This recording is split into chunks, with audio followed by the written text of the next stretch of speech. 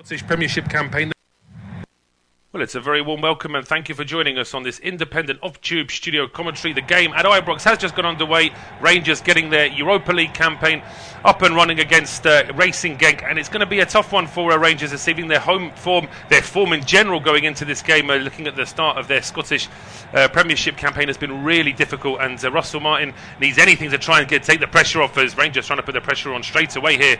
Ball played back towards Hendrik van Kombrugge, the Genk goalkeeper, just about manages to clear his lines, but their opposition this evening, they've not made an auspicious start to their Belgian League campaign either, so it could be one of these games where one of these sides rises to the occasion, or it could be that it's two sides who just can't get into the game and it's going to be a real dull stalemate. Let's hope for option A, but it's myself, Paul Szczerbakowicz and Nathan Wastell taking through the action. Nathan, how do we see it? Hopefully it could be one of these games where one of these sides or both of them actually rise to the occasion. Yeah, absolutely.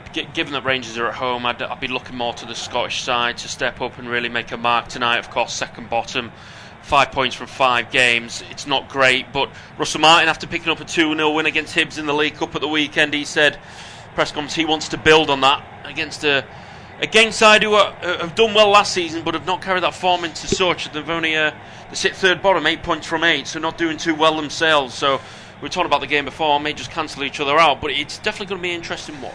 Yeah, it is. As say, both managers under real pressure. Say the Belgian League, similar to the Scottish League, there are only, maybe there's a few more teams that can win it, but it really is expected of 3 or 4 sides to always be near the top, and for Racing Genk to be down the bottom. It is early in the season, but they need to be doing a lot better than that, and so far they've seen a bit of the ball in these first couple of minutes here, the visitors, with Krasowski playing it back towards Smet, clearance up towards the halfway line. It's been charged down, Rangers doing their best to try and keep the ball as high up the field as they can. It's nice work there from Gassama, playing the ball back into midfield. There was a strong challenge there, but no foul, says the referee. Matej Jug from Slovenia is our referee. Genk go on the counter, but the ball up towards, I think it was Medina pushing out on that left-hand side. It's just a little bit behind him.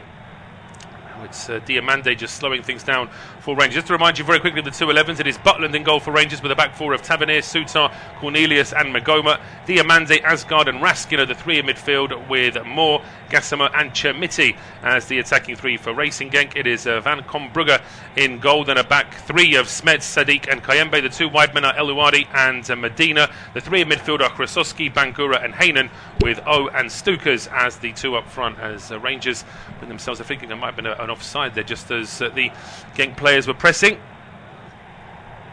There might have actually been a foul there, just a slight trip as that ball was played back by Asgard. And it's a decent crowd, as you expect. It's pretty much a sellout here at Ibrox, so the fans here are always going to be faithful, but they do have very high expectations as well. Of course, that can either play into Rangers' favour, or if it's like such in the poor start to the season, start getting on the back, may play as a disadvantage to them. Who knows? Genk may just want to play into that narrative as well. They just want to play their game. You can see the intensity they're trying to bring in the opening 3 minutes, trying to push forward. They're really asking the questions. Not really knocked on the door just yet, but you can see the intensity when they have the ball. Well, that is something we were actually saying off air before about how the top European sides know how to take a really hostile crowd out of the game. Now, we certainly wouldn't put Racing Genk as a top European side, but they have a fair amount of experience of playing in Europe, and they'll know that if they can take this Ibrox crowd out of the equation early on, then it will help them just to try and settle into the game. And certainly that seems to be the plan, because 4 minutes in and Rangers can barely get a touch. No, that's right. Genk controlling that at the minute. You see the Genk faithful out on the far side as well. Seems like a few good travellers from Belgium as well. They'll be wanting to get off to the best start in the Europa League. Of course, Rangers were in the Champions League qualifiers and got knocked out. Well, what a through ball this is. El Elouadi's through. He's over on the right-hand side, just taking too many touches, taking too long. He just about manages to recover. He can still get across into the box. It's played back to Stukers, whose effort is charged down by Tavernier, and the ball ends up in the arms of Jack Butland. But I think from Rangers' point of view, they can be happy that through ball went through to the right back, because the defence went completely AWOL. Oh, there's a massive gap at the back between Cornelius and Magoma, and he just ran straight through the middle of it. It's a brilliant run by Elouadi, and he's picked out. He didn't get it off. He just needed to get the shot off. Took too long, too many touches, and it allowed Rangers to get back in behind. Well, now Rangers are trying their first foray forward. It's played over towards Chermiti, breaks into the area on the right-hand side. He holds it up. He has support from Mikey Moore. He goes back towards Chermiti. In the meantime, Rangers have sent 3 players into the box, but there's no way to get a cross in. It's played back into midfield. It's with Raskin now. He's still about 35 yards out. It's over on the right-hand side here. Rangers trying to push forward. Raskin goes on the overlap. His cross is charged down. Heynen is back for Genk, and now they can get the ball away, and they're off on another counter. And Rangers have sent too many men forward. It's Elouadi who's forward again. It was a 3-on-3 at one stage. Rangers are coming back in numbers, but here is O breaking into the box on the left-hand side. He takes another touch, just one touch too many, and Tavernier is back and can defuse the situation. But the Diamandi's pass is picked off immediately by Heynen, and it's still a chance here for Genk. The cross coming in towards the back post. Elouadi is there. He's seeing everything up front here, the right back, but as he slides in, the ball is out for a goal kick. But Rangers, they're getting some warnings. They need to start doing something about these warnings now. Yeah, absolutely, yeah. They need to wake up. Trying to clear their lines, didn't get it right, giving the ball straight back to them. They're not just getting in behind, they're getting close, Genk, and they're getting close. There's only times they'll get away with that, especially at a level like the Europa League. They look half asleep, and there's so many gaps in the defence, they're just walking through them. They were. That's the first time we saw Rangers on the attack, and they lost the ball at the edge of the box, and before you know it, it was a counter-attack for Genk. So that's certainly going to be some encouragement for the visitors as well, knowing that Rangers are seemingly committing so many men further forward. Derek Cornelius now going back towards Butland, the goalkeeper. 6 minutes on the clock, and it's been a lively start here at Ibrox, but worryingly for Rangers, most of that has come from the visitors, and now it's down to Russell Martin's men to try and do something about that. It's a turn from Asgard on the left-hand side, but runs straight into trouble in the form of Bangura, playing it back in towards Cornelius. It's one of two games on our service, by the way. Aston Villa against Bologna is the other game on our service. That is also goalless. We'll let you know if anything happens in that one, as Elouadi plays a loose ball back to the edge of his own area. Forced Smets into a real rushed clearance. He just still gets a fair amount of distance on it, so it's out for a throw to Rangers on the right-hand side. As we can see, Thorsten Fink, the Genk manager, he'll be very pleased with the way his side have taken it to Rangers, but actually they probably should have done better with that first chance they had for Elouadi. Yeah, from a critique point of view, which will be what the manager will see it as, getting in the position's fantastic, but when you get into them, you've got to hit the back of the net, and he'll see that as 2 or 3 good chances wasted. They were, and so are they going to get another one? Well, Rangers are now seeing a lot of the ball, but they're stuck on the halfway line here. There's plenty of players in white Genk shirts pressing.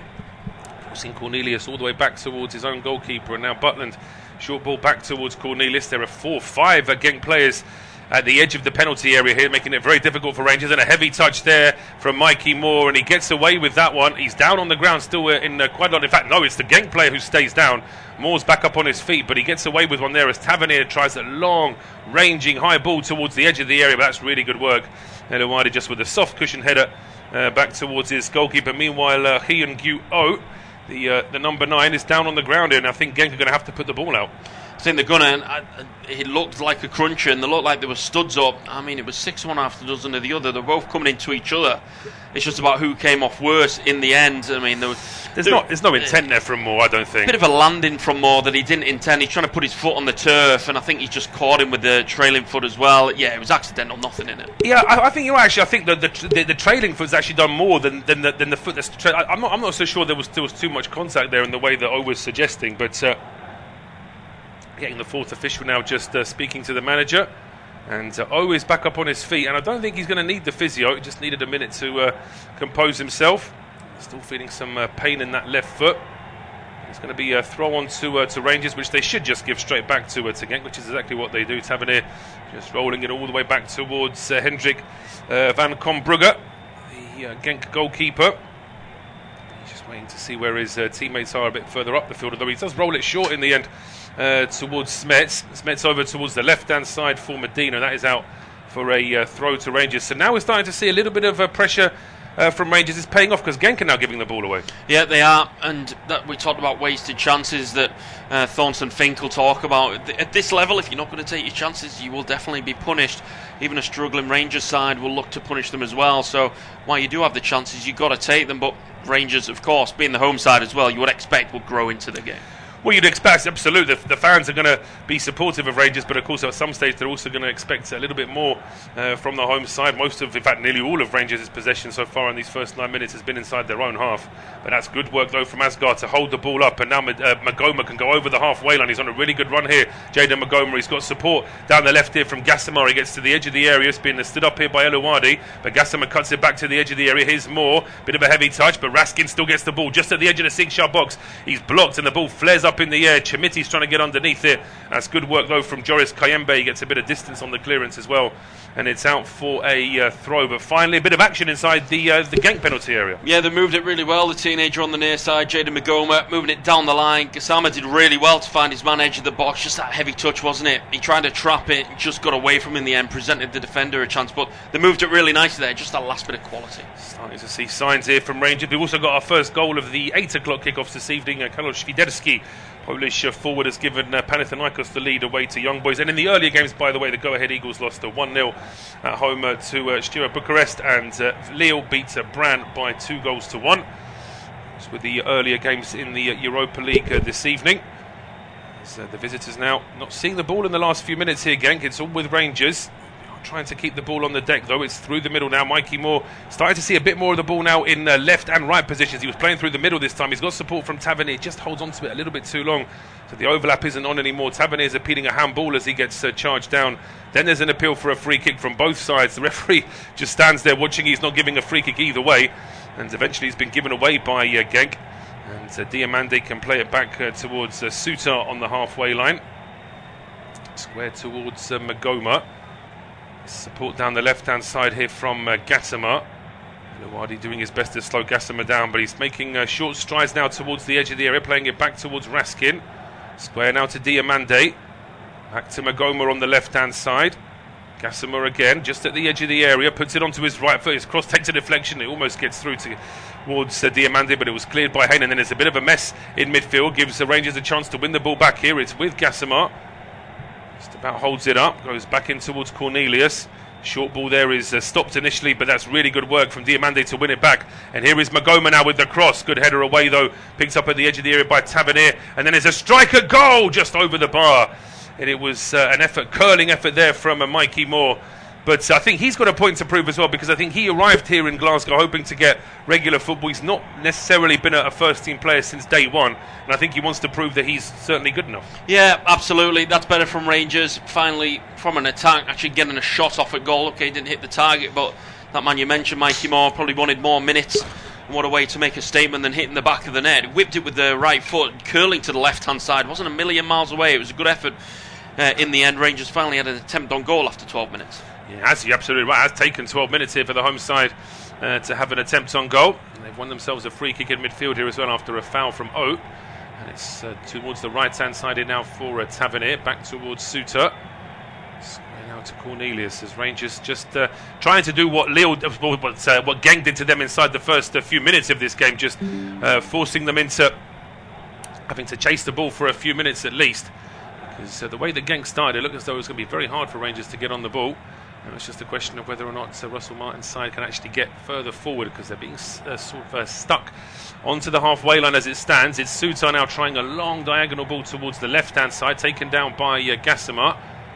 And he's got options ahead of him. It was an early ball which Gassama chose to ignore. And it's now Magoma back towards Raskin.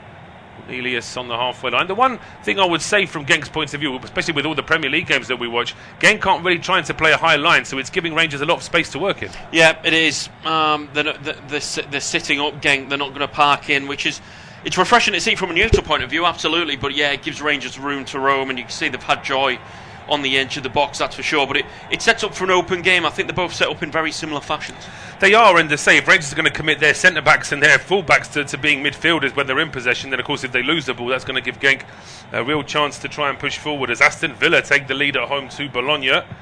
Big goal that for Unai Emery's side. John McGinn with the goal. It's been a really tough start to the season for Villa. But back to Ibrox. It's Rangers on the attack, and it's a cross from the left-hand side from Diamande into the penalty area. It's cleared back towards the edge of the area, headed away this time by Smets, and it's cleared towards the halfway line where Suter is back for Rangers.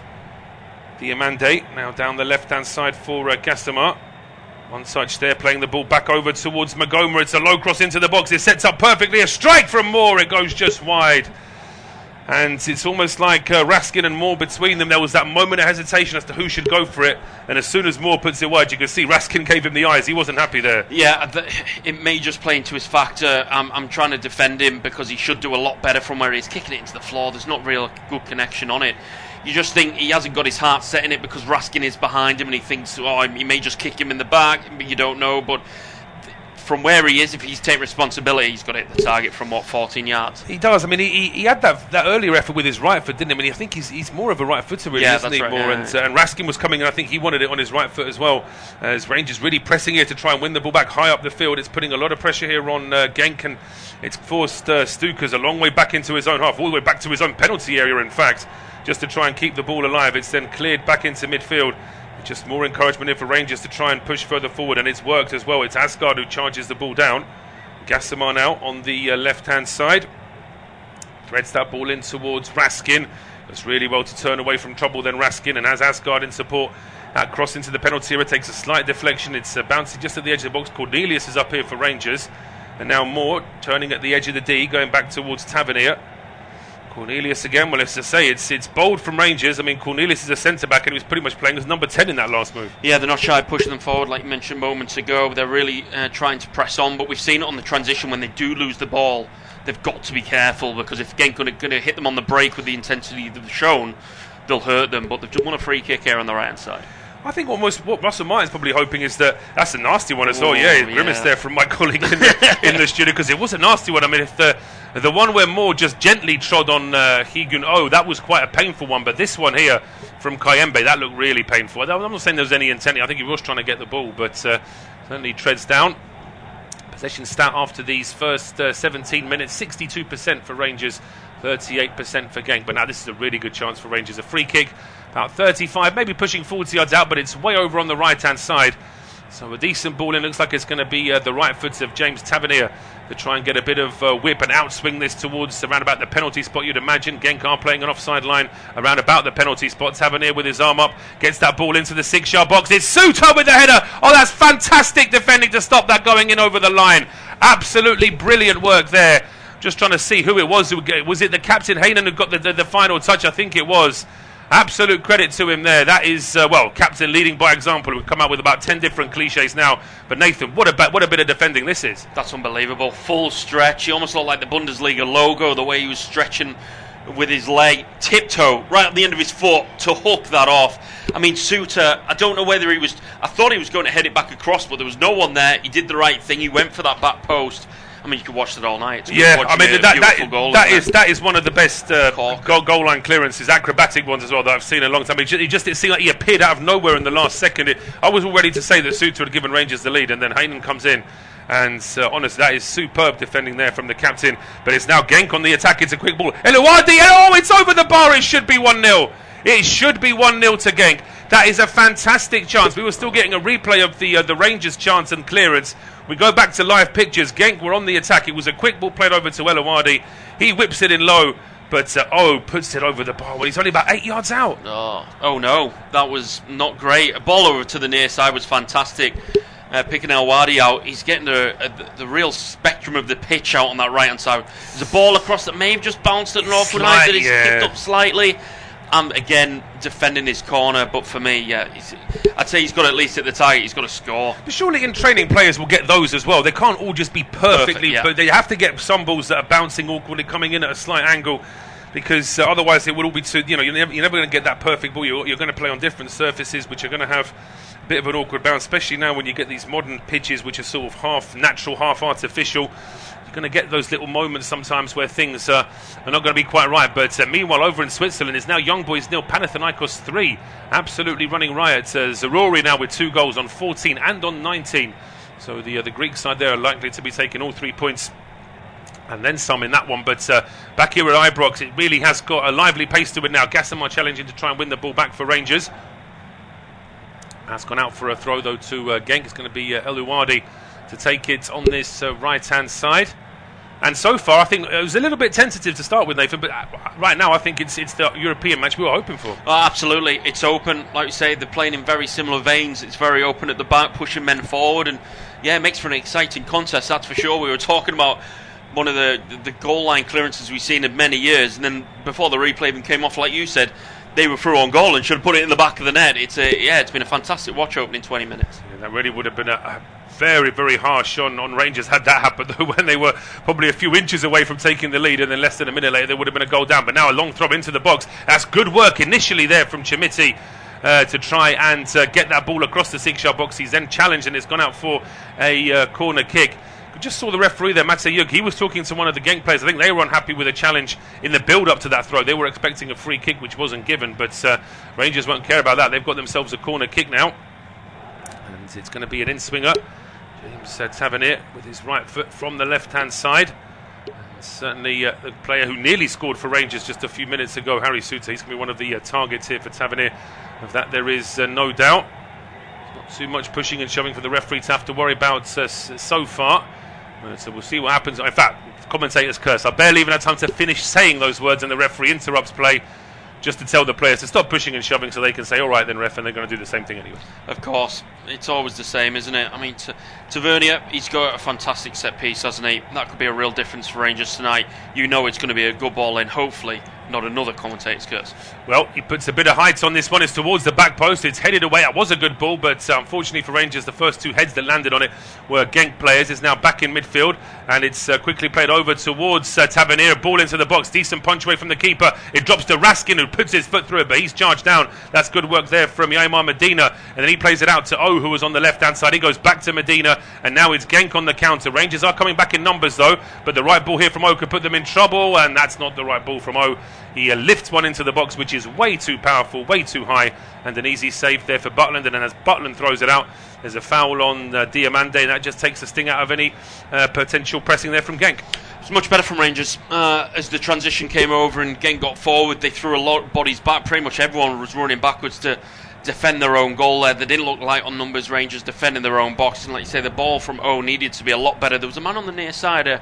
I'd take two guesses to who it would be. Probably the number 77 making a late burst. I think he just picked the wrong one. Maybe he just went straight for the jugular and maybe thought should have gone out to the far side. Yeah, it's a problem for Genk because a couple of times they've gone out on the counter, and O is the player they normally leave out furthest forward, but he's their number 9, so he wants to be going through the middle himself, and he's having to do some of the playmaking when Genk are on the counter. And a couple of times now he's chosen the wrong ball, and he's also put one over the bar when really he should have got it on target. But 22 minutes on the clock. It's been a decent game so far, and here come Genk again. It's down the left-hand side, and it's Medina pushing forward. He's got an overlap as well, but that pass is potentially just a little bit overhit, although it's still been kept alive. That's really good work, and it's played back into midfield.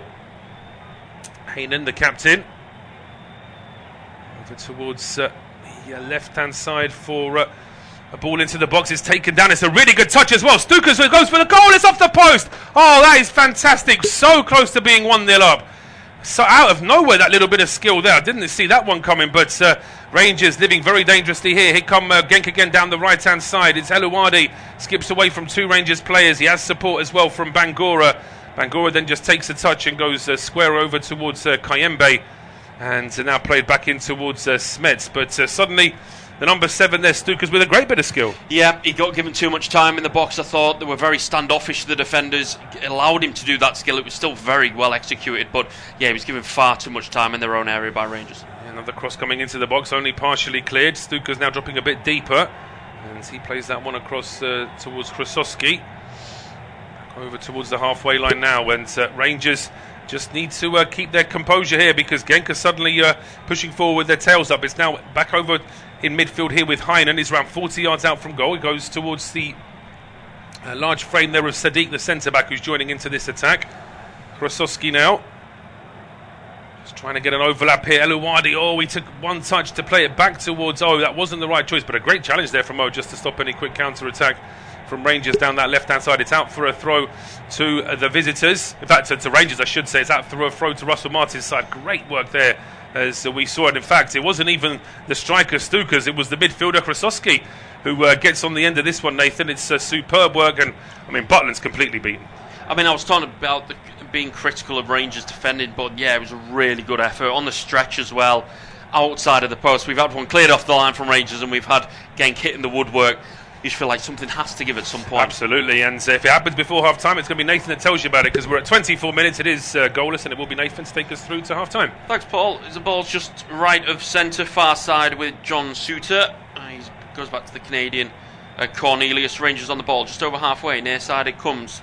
Asgard. He's been pushed to the back. Referee says it's going to be a free kick. Matej Jug, the Slovenian referee this evening.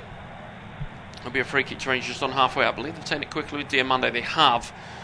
getting the game back underway. So 25 minutes on the clock, Rangers 0, Genk 0. Europa League phase, match day 1.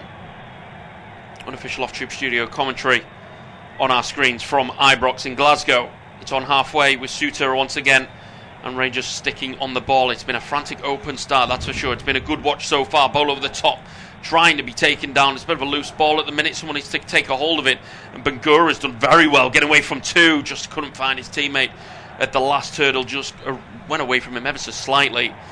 Suter back in possession in the centre circle. Just going to move to the near side to Magoma, and he can just carry it forward. A little bit of space in front of him, goes left to Asgard, who's been taking a lot of that left flank role in this first half, as we've seen it in the first quarter of the game. A bit further on from him is Gassama. He's zipping it inside to Asgard. It's a good first touch as well. He's actually turned really well, 30 yards from goal, back to goal. Just moves it across into the centre circles to Suter, who's going to carry it forward. That's the centre half we're talking about, pushing forward. He's back on the ball, 35 yards out from goal, goes back into the centre circle to Cornelius. The Rangers just being a bit more methodical with the ball now, slowing it down, not what we've seen from them in the opening 25 minutes. And they're just staying with it. There's plenty of bodies inside the box, just waiting for the delivery. Gassama, left-hand side of the box, step over 1, trying to get it on the right foot, and gets it. He fakes it and goes back to his right. Cross comes in, deflected, and that should be cleared in the end from Kayembe. It's up rather than out.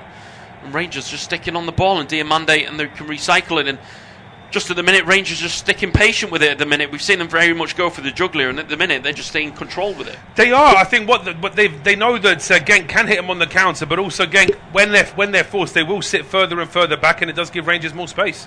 Here they come again. Magoma, ball in, it's going to be glided in, it's going to hit the roof of the net. That's going to be a goal kick to Genk. That's a bit of a shame, really, for all that build-up, for that final ball to be like sort of that scooped up by Magoma, and he's on the left-hand side. He should do better, really, with his left foot. So we see the Genk fans, slightly confusing because of course Genk are in their change away kit this evening, but the home kit is pretty much a copy of Rangers. So looking at those Genk fans, other than that white flag they've got with the blue cross, the rest of it you could easily confuse them for Rangers fans, couldn't you? Yeah, we've had another couple of goals. Panathinaikos took a 3-0 lead away at Young Boys, but Young Boys have got a goal back. So there's been 4 goals there in 25 minutes. So to speak, Aston Villa still do lead 1-0 after the Scotsman John McGinn giving them the lead. Rangers just back on the ball, getting it away though, but then Genk's giving it straight back to them. Return the favour. Tello Asgard on the ball, left of centre. He carries it forward. He's going to move it to the left wing once again. They're predominantly checking down this left hand side. Gassama takes on his man well. He's going to run into the box right by the byline. Left footed ball in. It's going to find the keeper. It was Chimiti, the ex-Everton man, trying to get there with the head. Couldn't get there in the end, and the goalkeeper gets a flap on it. O picks it up, and they're trying to get on the counter. There's a long ball over the top, over to the far side. Can it be picked up by Medina? It can. And Genk just going to go back to halfway. Just felt they were going to get in behind there. The skipper, Heynen, in possession. It's been the same problem though for Genk a couple of times where O is left completely isolated. So on that occasion he had to play. It was a good diagonal ball, but it was so up in the air for so long that pretty much the entire Rangers 11 got back into position in the meantime. He's certainly been lively, O, and he's not shy of getting on the ball, but it's the men around him that are letting him down at the minute. That'll probably have to change to see any joy coming out of ththese counter-attacks. Medina far side, right by the touchline, doesn't fancy his chances forward and goes into the safety net of his own half. All the way back it goes to Kronbrugge, the Genk number 1. It's moved over to the far side. Just shy of half an hour gone. Still remains goalless. Chimiti back to goal, trying to help it down the line, the Rangers number 9. Still on the ball far side, halfway inside the Genk half. That's going to be a Rangers throw in the end. We had a hot, frantic start. You really didn't anticipate that going to be happening for the full 90 minutes, for the hour and a half. And you just feel like it's just dipped out ever so slightly since it's it has, yeah. Rangers are now comfortable in being in possession. Genk are sort of comfortable in tolerating that and not doing too much other than trying to go on the counter. I mean, we have still got 16 minutes plus injury time in the first half, so they don't want to be downing tools too early. But yeah, the start was frantic. I think that in an ideal world, from Genk's point of view, they would have scored in that bright start that they had. And Rangers probably would have liked to have got a better chance. Of course, the Suter header very nearly went into the net as well, so the Rangers were very close. But of course, since then, Genk have also missed that chance with O, and they've hit the post.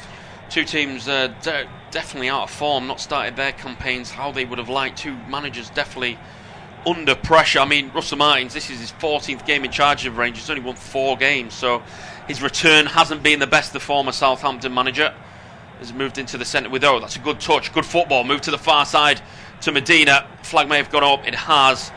I believe he just wandered ever so slightly. That's a shame as well, because they started to move it really nicely there, Genk. They actually had players forward. They did, and that's a wasted chance really, because that kind of offside, it was so marginal. He could have just watched the line and made sure he was onside. He wasn't getting any kind of advantage with that really. So just a little bit of a lack of concentration. But you also have to say that across the board, defences really do move up as one now. If you're not paying attention, you will be caught offside very easily, I think. As Genk get back on the ball in midfield. Hirasovsky picking it up, moving it to the far side. Down that far side it comes. Kiembe just checks backwards, and now they're being methodical with the ball. Bangura, and back to halfway it goes for Genk. So half an hour on the clock. Rangers 0, Genk 0. We've had a Rangers header cleared off the line very dramatically. Fantastic goal line clearance. We've had a Genk hitting the post as well. So chances may have just dried up in the last 5 or 10 minutes, but we haven't been shy of them in this game so far. Genk far side they go. Medina, the number 19, thought about the cross. He's going to go for it with the left foot. Drops to the edge of the box. Maybe a chance to get a shot off. Hirasovsky, he's delayed it. He's gone down the left-hand side of the box. Ball across it comes. It's O. May have come off a Rangers body. Not quite sure. He's on the stretch. He's at the heart of everything in front of goal for Genk. May have been a goal kick. It's hard to make twos of it, Paul, at the minute with the camera the way it was. Now it's going to be a goal kick. I mean, I was convinced that it should be a corner, but I think that's just sort of the natural footballer's reaction to appeal everything. I do think that Cornelius has deflected that into him, and it should just be a goal kick. But yeah, we can see now some of the Rangers fans are just trying to get a bit of extra support in, because it's clear that their players need it here. Genk, Rangers are seeing more of the ball, but Genk probably look more dangerous with their limited possession, I would say. I would have to agree with that, yeah, absolutely. Of course, the confidence factor for Rangers would be confidence would be very low, being second bottom of the SPL where they are. And they've given the ball straight away from a short goal kick, very much a waste, getting themselves back under pressure. Genk back on the ball, the Belgian side. It's Bangura centrally in the Rangers half. He's just going to move it to Sadiq as he wanders into the Rangers half as the centre half. And moved right to the near side. Stoikers, who's I've got predominantly down next to O, but I don't think he is playing up top at the minute. He's dropping very deep at times. Yeah, I think it's almost like it's a bit of a diamond situation. Yeah, either that or even a 5-4-1, just with O on his own up front, the 3 at the back, the wide men, and then you've got 4 across the middle, sort of belts and braces. But here come Genk now with an overlap. Ball comes into the box, it's evaded everyone. O there again up against Cornelius. He's appealing for probably a penalty, if anything. Lovely ball down that left-hand side, and the ball across from Medina, I believe it was, along the floor, left-footed, across the 6-yard box, begging to be slammed in. I don't know who got the telling touch in the end, but it's not going to be a penalty, but it goes down as a chance missed. Yeah, he's asking for a penalty. He'd take a corner, though, if the referee gave him that, but I don't think he's going to get either, unfortunately, from O's point of view. Certainly not enough to say there was any kind of argument for a penalty. Ball's going to be kicked long this time from Jack Butland, and into the Genk half it goes, and they're seeing a lot of the ball now, the away side. Here they come again. Oh, back to goal. Checks it backwards. Hirasovsky moves it into Bangura in the centre circle. He's going to exit out of the Rangers half side of the centre circle. He's pulled down by Chimiti, but play continues. Medina, a lot of space, left-hand side of the box again. He's going to float a left-footed ball, and that's catching practice for Jack Butland, the former Stoke goalkeeper. It's bread and butter stuff for the keeper. If you're going to get in that situation for Medina, his deliveries have been good. But if it's high and hanging like that, it's just asking for one thing. Yeah, there's got to be something to make the goalkeeper think that he might not be able to get to it. That moment of hesitation, that ball that's just a little bit out of reach. If it's just a high ball straight down the middle or curling straight into the goalkeeper, then Butland is not going to have any problems with that at all. And say we're praising Genk for the way they're playing, but you also have to say that, you know, to be ultra critical, they need to actually use these moments, because you would imagine that at some point Rangers are going to come back. But over the 33 minutes we've seen, Rangers have had a lot of the ball and haven't been that many good moments in front of goal. No, I think they've been very sloppy with it in defence in their own half for the last 5 or 10 minutes, giving the ball away in high up situations, and there's only so many you get away with as well. So Rangers coming forward though, as they moved it to the left side. Kasama, he's the left side of the Genk box. Shot comes in, it was a cross, comes short. Keeper had to make a save with 2 hands. They're back on the ball. Genk have given it away. Diamande wants to put the left footed crossing, has done high and hanging to the back post. Header comes in, it's taking a deflection off a Genk man, taking the sting out of it. Tavernier with the header. He's asking for handball. I don't think he's going to get it.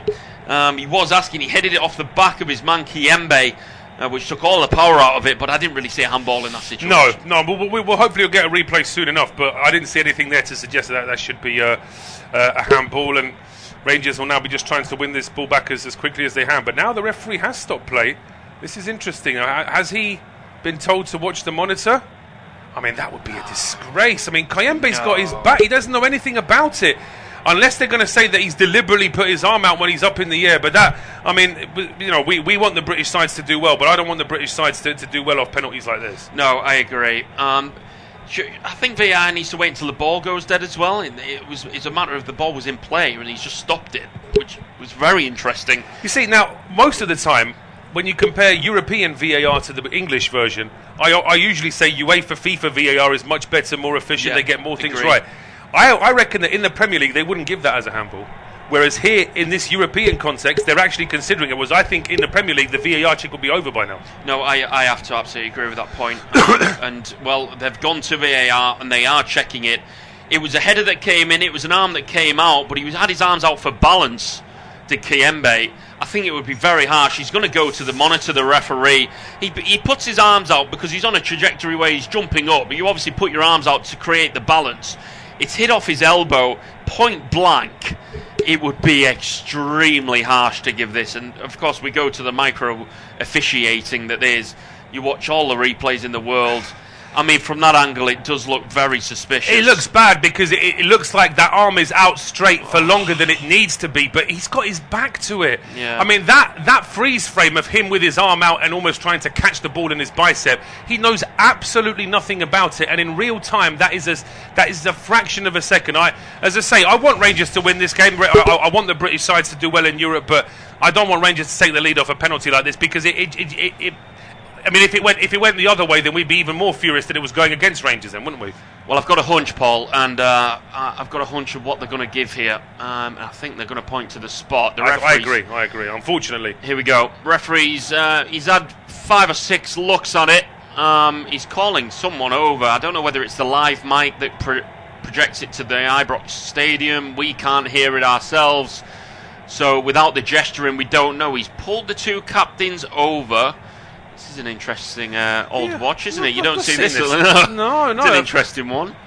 It's like sort of a junior game on a Saturday morning where the referee's calling all the 2 captains over to explain what's happening. The referee is going to give a penalty. Yeah, I think he. Oh no, he hasn't. He hasn't. He's talked to the referees and he says a push.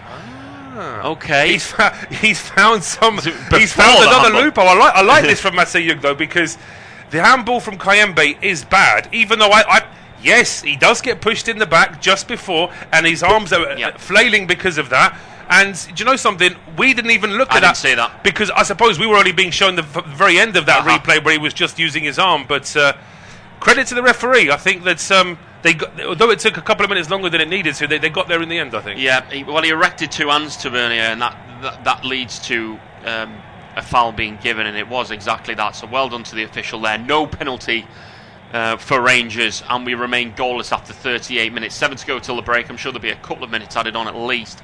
Rangers have themselves a free kick on the far side, deep in their own half. Suter getting pushed to the floor. John Suter, the number 5. In the end, it's a shake of the head from Russell Martin. Of course, he'd be disappointed not to get the penalty. He wants to win the game in any means necessary, but it wasn't.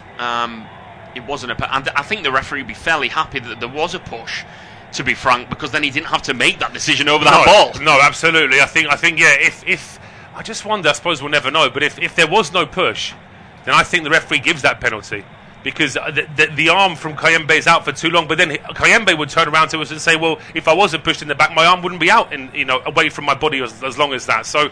As I say, all in all, it is the right decision. We're going to get a bit of injury time at the end of this first half because of that. Just to say as well that it's now Ferencvaros 0, Victoria Pilsen 1, and Ferencvaros are down to 10 men in that game. But it's been pretty quiet goal-wise elsewhere. Here come Genk now. Down the line it goes. Hirosovsky, byline, he's trying to keep that in. He's not going to do it. He was asking a lot from the South Korean, putting the ball down the line inside the box, and he ran it out for a goal kick. Rangers have been going short from these goal kicks, and it does make me nervous even from a neutral perspective. They've given the ball away a lot. They've gone with a triangle inside their own box. They're under pressure.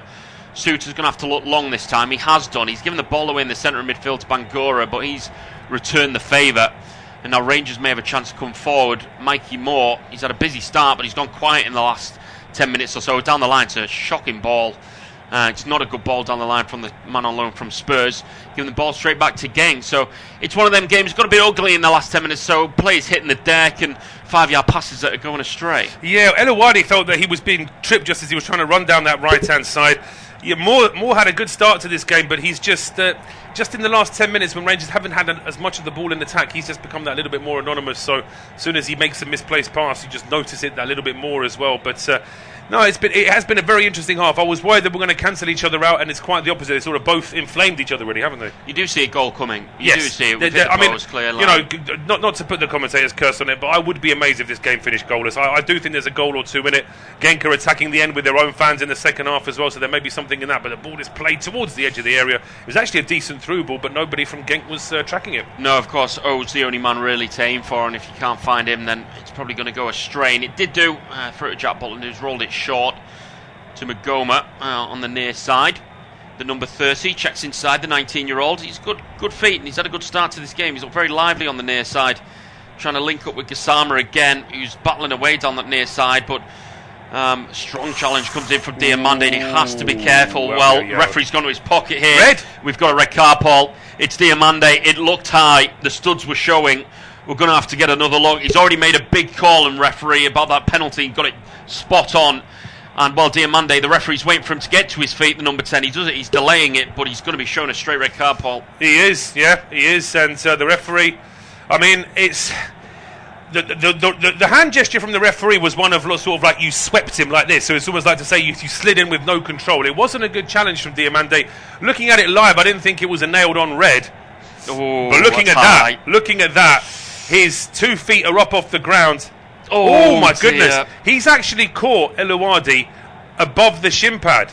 It's sort of just above the shin pad, heading towards the kneecap. It's nowhere near as low as we thought live.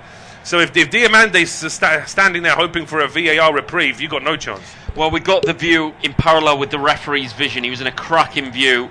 As soon as them studs hit the calf, the whistle hit the mouth and the hand went in the pocket. He knew straight away, and he's going to be sent off. He's delaying it, and he's trying to stay on the field, but he's going to be sent down the tunnel. It was a red card with Diamande. Yeah, I mean, Russell Martin's telling him as well, so you might as well go, son. Yeah. There's nothing to wait for here because Russell Martin probably, looking at it live, he did actually appeal it, Russell Martin. I can't believe it, but I think he's probably had a quick look at the replay himself now.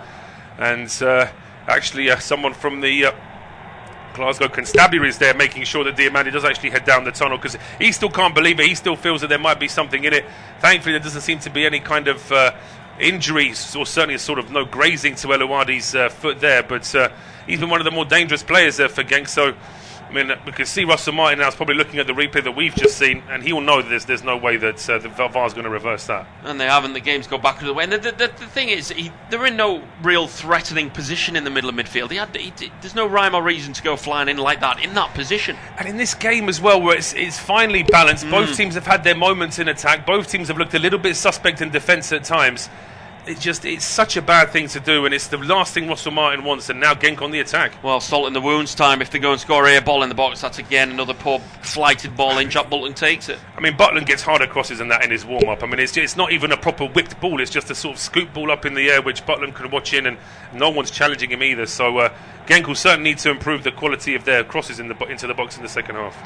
And it's going to change the opening of this game. Genk will really feel like they're going to get full maximum points from this game, you'd have to believe. So what does he do now, though, Russell Martin, in terms of his 11? Because he's got a glaring omission now in central midfield. Just break off from that. Here comes Chimiti down the left-hand side. Yeah, he's broken to the left wing, and he's trying to take on his man. Tackle comes in, but Rangers do have a throw on the near side. 1.5 minutes to go until the break. 0-0, but there's talking points. Rangers have one to clear it off the line. Genk's hit the post. There was a penalty that was not given by VAR after a push from to Vernier that was given as a handball in the end, but they chalked it off. And then a straight red card from Mohamed Diomande. A really high sliding tackle. It was a shocking challenge in the middle of the park. And Rangers are down to 10 men. And Cornelius has it near side. He goes down the line over halfway. Gassama checks inside, trying to take on two. He's running down a very narrow alley, and he's lost the ball. Bangura over to the far side. Yeah, the Belgian side have really fancied their chances now. They will. They also have to do everything measured here. They've been a fairly measured side so far. They don't want to go gung-ho about this because Rangers can certainly still do something even with 10 men. But really now it's a position where Genk, away from home, they've got the last few minutes of this first half and the whole of the second against 10 men, against the Rangers side that are low on confidence. So it's just how Thorsten Fink now arranges his players to make sure they can take advantage. Well, Thorsten Fink will be saying at half time, look lads, you created plenty of chances, 11 versus 11, now they're down to 10. Now's your chance, and you do feel like they'll go for it in the second half after that 15-minute talking with the German manager. Over on the far side, Medina looking for the 1-2, and he's going to get it. It's well read by Tavernier, but it's hit off his thigh, and he goes out for a Genk throw-in far side in line with the edge of the Rangers penalty area, and we're just going to tick over 45, and we'll find out now from the official how much added time there is, and I think there'll be at least 5 minutes. I think somebody, 4 in fact. I was going to say 3, so in between the two of what we were thinking is how much time we've had added. They tend to be a little bit stingier with the added time compared to the Premier League and UEFA games, don't they? Yes, I'm living my life in the Premier League at the minute. We're with UEFA, so they're a bit more stricter, with a bit more anal with the added time. We've got 4. The number 77, right-hand side of the box.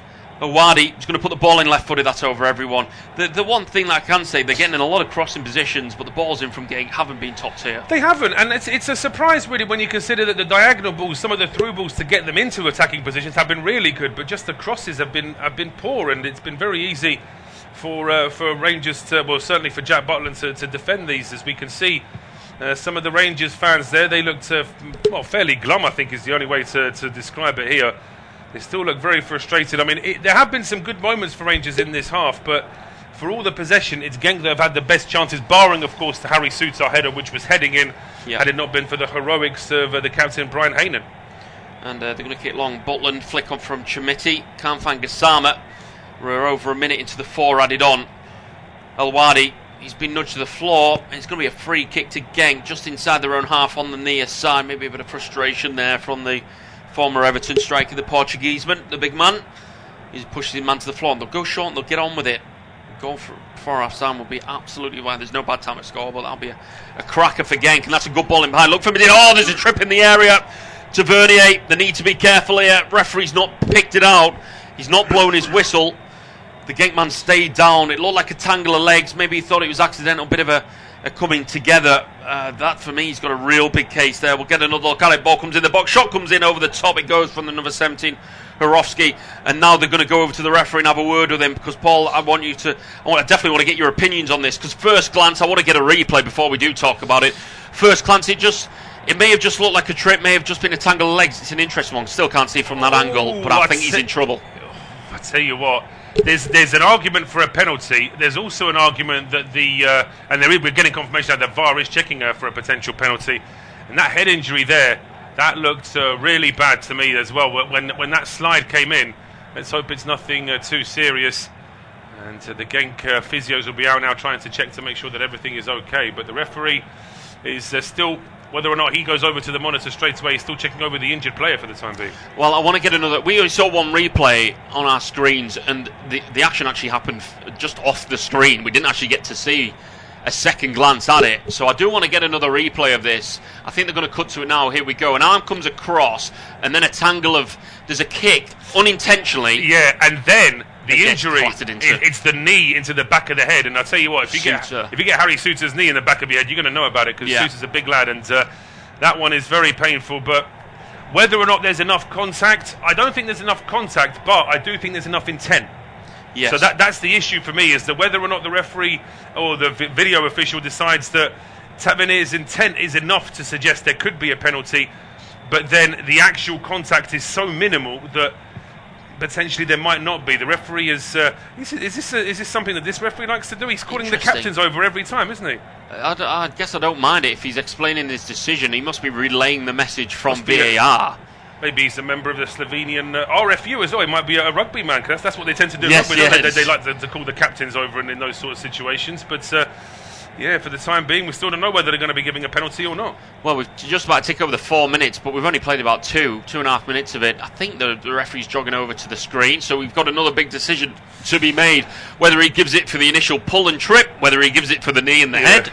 Well, you asked me. I'm going to ask you. What do you think? Just sort of a heads or tails situation. Do you think he gives a penalty or not? Yes, I think he gives a penalty. I think he does as well. I think the contact there is enough. There's an arm, which isn't enough. There's a trip, which is unintentional, but it's enough. And then he knees him in the head, which just puts the cherry on top for me and rubber stamps the penalty shout. I think there's enough there to be given a penalty. That's accidental, but there's still contact there on Tavernier's left foot. Kicks it into the back of his own leg. It's Kiembe, the centre half. It's also quite rare to have a VAR review where the referee doesn't change his mind twice in the same half. Yes. He's already kept his original decision with the previous one, so what's he going to do here? Well, he didn't even check the Suter knee. All he's seen there is the trip. They didn't even show him the knee. Referee's jogged on the field. He looks heavy in thought. The referee has given a penalty this time. He's given a penalty against Tavernier. He hasn't given it for the Suter knee. He's given it for the trip and the pull from Tavernier. He's deemed that enough. So we're taking over 5 minutes. Down to 10 men. Mohamed Diomande given the marching order straight red card, and it goes from bad to worse because the Belgian side have themselves a penalty right before the break. They do, and it's Medina. Ooh, that knee into the back of Medina's head. That. I mean, that wasn't even... Well, I suppose from that point of view, Suter, I don't think there was any intent from him to actually clatter into the man. But now, the big question is, who the penalty taker is going to be? It looks like it is going to be Hwang Kyu-oh. So we'll wait to see whether he's just... Whether this is something they do in Belgium like we do in England, where he just holds on to the ball for now, and then someone else is going to take the penalty, because Rangers are doing everything to try and distract him. Butland was pretty much stood on the penalty spot. There were 2 or 3 players still asking the referee, are you sure it's a penalty? This is all just to try and delay the moment of Genk actually getting their spot kick. Yeah, trying to up the pressure right in front of Ibrox main stand. And so the last action of the first half is the number 9. He's stepping up, puts the ball. He's got a free range shot from 12 yards against Jack Butland. Jack Butland's trying to keep Rangers in this game because they're down to 10 men. So we have ourselves a Genk penalty. Tavernier tripping his man, and it's allowed the number 9 for Genk to step forward and take this penalty. It'll be a fantastic time for the Belgian side. He's going to step forward. He steps forward, slams it. Oh, it's a great save from Butland. Oh, and it's been saved. Butland, and they're trying to follow him, but it hasn't been. He went down to his left, looking for his 5th goal of the season. Butland diving to his right. And it's given Rangers half a chance of a shout in this tie right before the break. It's a good save, but you're looking at the penalty. It's not the best. It's a poor penalty. O's a right footer, does all these step-ups, and all he does is he drives it. I mean, he drives it so close to the keeper that Butland could almost fall to his right. Doesn't even need to push his feet and dive. He just needs to sort of fall over onto his right-hand side, and he gets to the ball anyway. It's such a disappointing penalty. I mean, we gave O the benefit of the doubt with that miss where the ball slightly bounced when he was crossed to him from the right-hand side. But after that penalty, well, I can't give him the benefit of the doubt anymore. That's a poor penalty. It's a glorious chance here for Genk to go into the break with a man advantage and a goal advantage as well. And the chance has been and gone, and we can't have long left now. Missed their chance, that's for sure. And the referee's given offside there, I believe, against Chimiti, who's just gone the wrong end of his defender.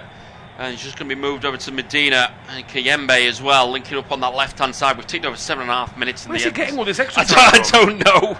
I mean, the penalty came with about a minute to go, but here come a Genk on the attack again. He's saying no. There's another push. It's all getting a bit ugly. Genk still have it in the area, trying to get a shot off the arm. The body's flying in front of the shots. Referee plays on. We're ticking into 8 minutes. It's double the time that was added on. I don't know where he's getting it from. Rangers trying to clear the lines. You'd think he'd blow any second now. Referee's still not looking at his watch. It's in the centre circle at the minute. And Genk trying to get forward on the near side. It's still in the centre circle. There's been no blow. And well, we're half-time at the end of the first half, but Rangers are down to 10, and you don't think it will stay that way. Half-time, it's Rangers 0, Genk 0.